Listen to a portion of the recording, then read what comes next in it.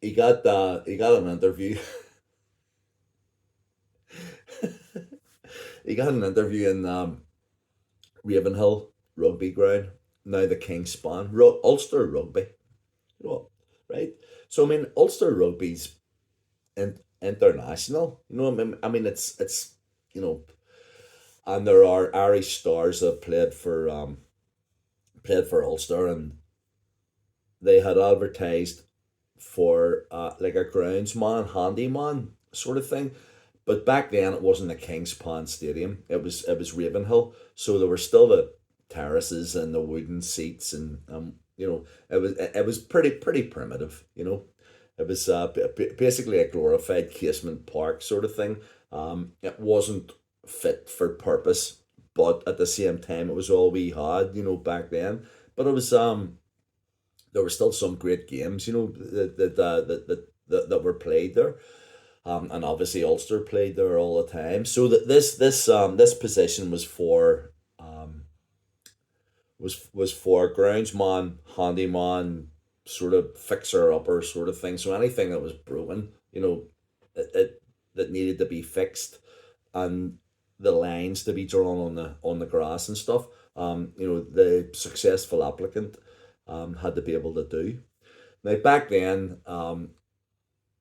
it's not just even back then. I mean, we lived in Trassy Close in the Craiga, and the Craiga was exactly right beside Ravenhill.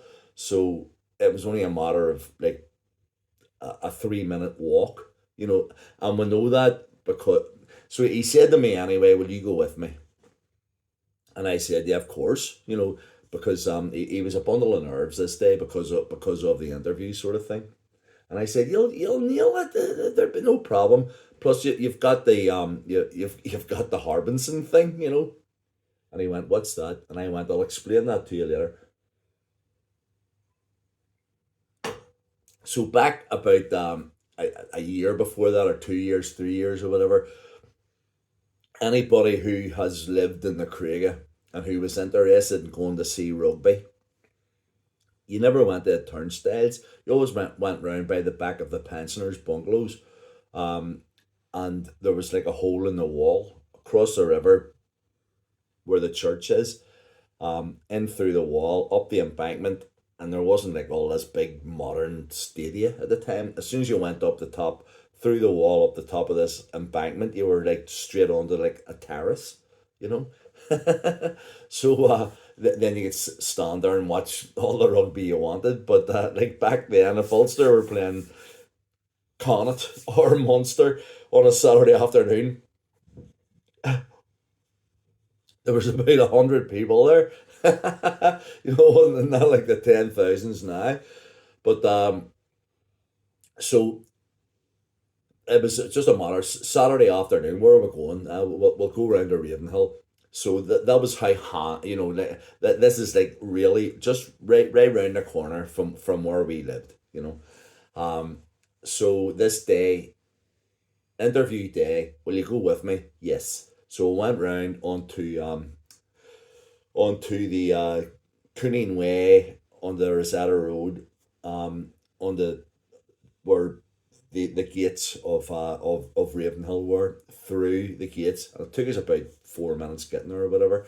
And then I pulled our Robert to the side, and he went, "What?" And I went, "Like, you have to tell him this, and you have to tell him this, and you have to tell him this, but you have to especially tell him this, right?" And he went, "Okay." And I went, "Now that last thing is the thing that you have to tell him, okay?" So he said, "Yeah, yeah, yeah, I've got it in my head. I've got it in my head. Perfect. Everything's okay." So we went in. Back then, if you went in through the gates of Ravenhill, over to the right, there was like a big house, which was like the offices and the store and whatever. And then round by the back of the stand where the changing rooms and stuff. So the interview was taking place over by the big house, but they wouldn't let me go into the interview with him. So just before he went in, I got him, and I said, "Right, remember?" And he said, "Yeah, yeah, yeah, yeah. Everything's good. I'm prepared." So they sat him down anyway, and they said, "Hello, Robert," and there was like three or five people, sitting there, ready to interview him, and I said, "Now, do you know what the job's for?" And Robert said, "Yes." And what do you think the responsibilities would be? And Robert said that to maintain the grounds to a standard that would be, you know respectful of Ulster rugby, and to put across it, and they're going, "Oh yeah, yeah, yeah, yeah, that wasn't exactly what we were expecting, but yeah, that's a good answer." So, Robert, have you ever played rugby? No, I haven't. I've never played rugby. Okay, okay, okay. Right. Well, forget about that. Let's concentrate on the responsibilities of the job. Now, there's carpentry involved because you have to fix the wooden seats, because sometimes they're damaged during match days. So, can you, you know as a handyman, can you fix things like that? And Robert went, "No." Oh, oh, right, okay. Um, let's move on then. There's obviously a an international sized pitch out there. Uh, the grass needs cut. So, have you ever had experience of an industrial grass cutter? And Robert went, "No." Oh, right, right, okay. And the next question was, right, now there's a maintenance side of things with regards to the changing rooms, so they all have to be laid out on match days and stuff, and the shirts have to be put up, and basically this stadium is yours if if you get the job. So the responsibility of its appearance and upkeep, and it's basically running day to day for training and match days, all depends on you. So, have you ever had that sort of responsibility before? And Robert went, "No."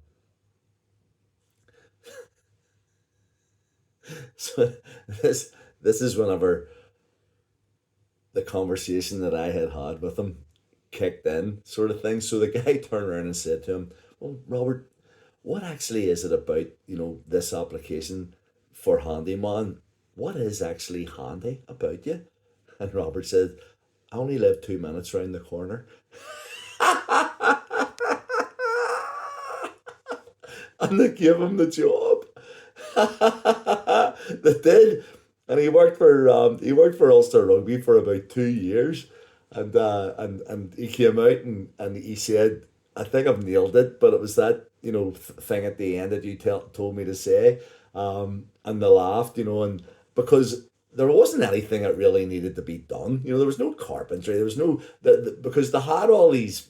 I think it was like some sort of thing that they had to employ someone youthful to basically uh, run the operations whenever the older guys couldn't be there, sort of thing.